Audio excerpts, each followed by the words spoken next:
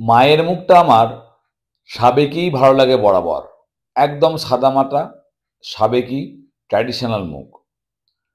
চলো দেখা যাক কেমনভাবে করলাম।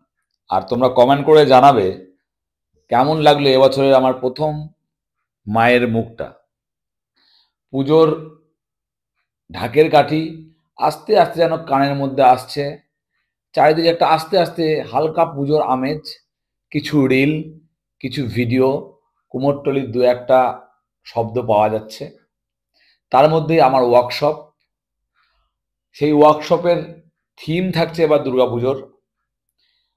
সেই কারণে এই রিলটা বানাতে বসা, এই মুখটা বানাতে বসা।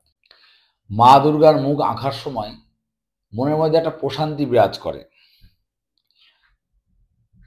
ঘরের দরজা বন্ধ করে চুপচাপ মন দিয়ে তুলির টানটা যখন দিচ্ছিলাম, শুধু একটাই কথা মনে পড়ছিল, বয়স যতই বাড়ুক না কেন পুজোর আনন্দ আজও একই রকম আছে।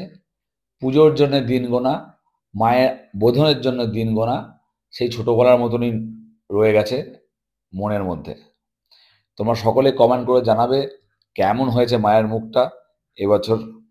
সবার সঙ্গে দেখা হচ্ছে ওয়েস্ট বেঙ্গলে।